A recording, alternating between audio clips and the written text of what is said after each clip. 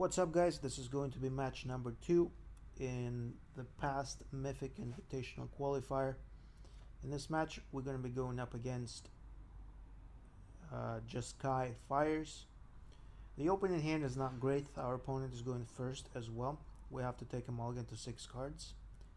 The hand off the mulligan actually looks quite promising, with potentially Paradise Druid into Vivien and Stonecoil Serpent as well on turn 1. This is probably the matchup where playing Stonecoil Serpent on just as a 1/1 pays off the most, because it's unaffected by Clarion and it can't be removed by Teferi as well. So they also take a mulligan. I actually noticed that in the tournament with Shuffler, the Arena Shuffler was quite fair, to be honest, because whenever I took a mulligan, the opponent had to take a mulligan as well, and vice versa. So I can't really blame any other matches on the draw or not getting like the best cards or anything like that. The opponent has a slow start, which is at the same time not very uncommon with the amount of scry lands being played. So the good stuff here is the fact that we won't be affected by Teferi at all on turn 3.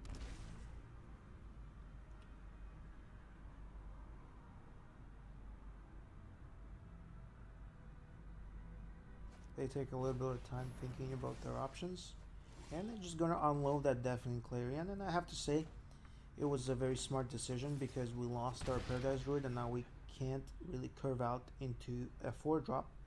So unfortunately, we have to take the whole turn doing nothing, only having a 1-mana 1/1 basically on board. They also have quite a slow start again with the 3rd Scryland, so they are not able to play Fires or Sphinx. Sorry I'm late. Here comes Teferi, however, but again Teferi is unable to find any targets here, and they're just playing for +1.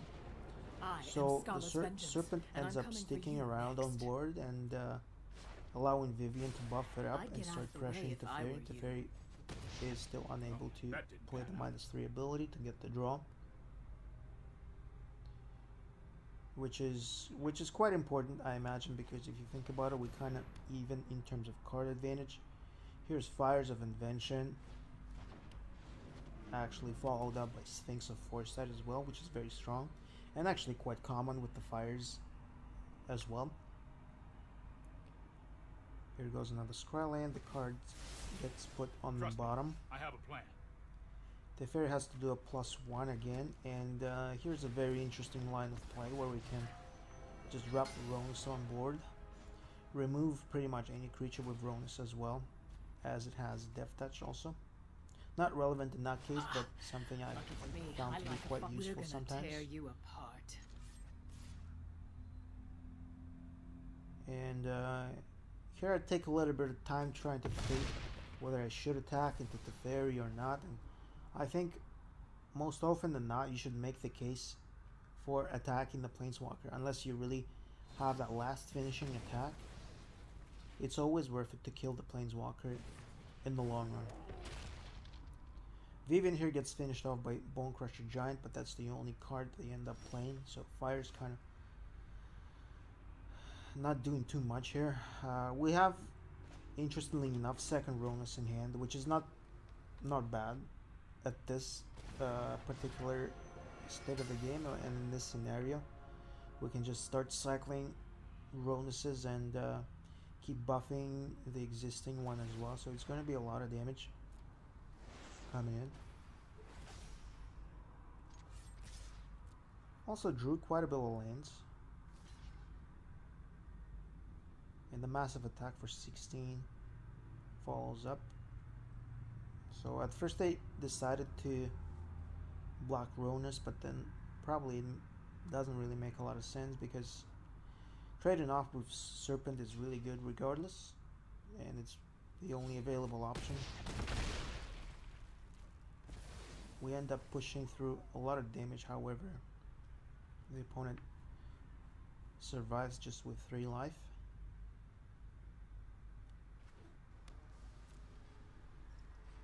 Here comes another land, which, to be fair, we're kind of even on the land count here. And that's it, nothing doing.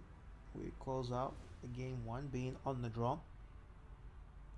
which is always kind of like exhilarating, gives you a lot of confidence. But to be fair, I think the Fires matchup is honestly one of the best, especially out of all the control decks. I would prefer to play Fires on any day, basically. Serpent is really strong. Any creature that exceeds 3 in toughness is very strong, so Yorvo ends up really leading the charge here versus Fires, because it can be paired off with Vivien as well. So I decided to cut Karn for Ceratops main deck, because Ceratops is really strong in the matchup as well. And I'm cutting 2 first Iroan games for Brontodons, and actually the third Brontodon also came in, but if you can notice here, so I throw in 1 extra Brontodon in there, and I forgot to cut another card, and it should have been definitely God-Eternal Rhonas, but well, I guess 61 cards, new meta, right? So we're actually going into game 2 with 61 cards in our deck.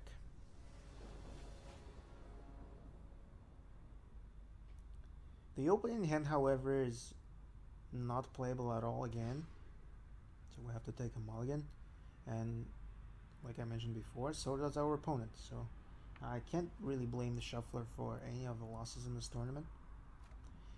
And actually the opening hand looks really juicy as well, very potent, with Paradise Druid surviving. So that's actually all that matters kind of so far. We can curve out into Questing Beast in turn 3, Ceratops in turn 4. They have sinks in the opening hand, and they are on the play, and as you see here, they end up putting all the 3 top cards right where they are, and that's a little scary. We don't have a 1-drop here, so everything's kind of reliant on Paradise Druid so far. They also have a tap land on turn 2, so I'm kind of happy about not seeing any gusts here on turn 2.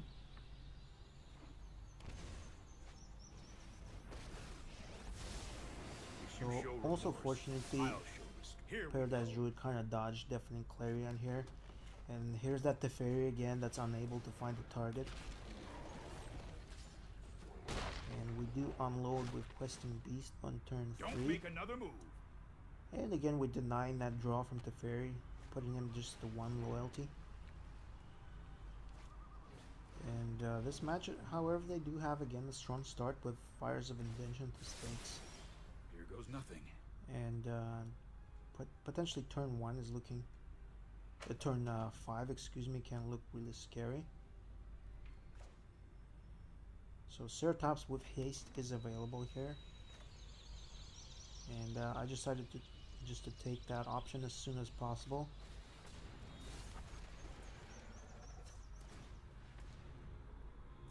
And here perhaps I make a little bit of a mistake by not relating to what I said earlier, attacking into Planeswalkers.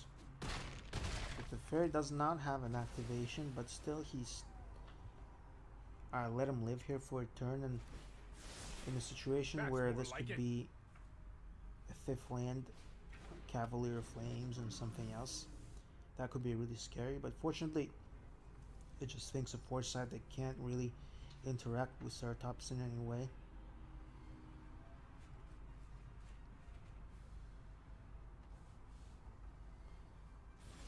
So I'm quite relieved to see that.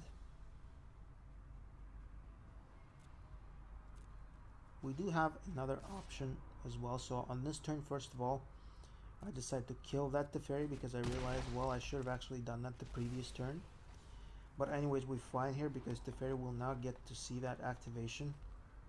We don't need it now, especially just because we have that potential Stonecoil Serpent that's going to be massive.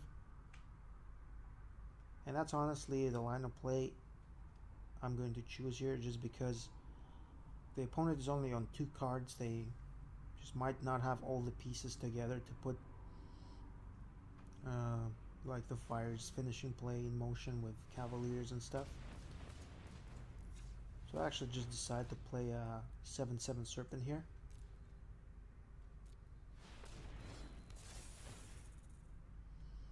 And here it comes.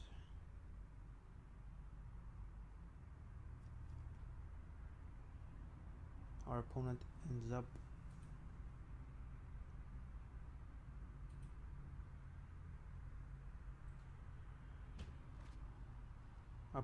actually ends up putting that card on the top.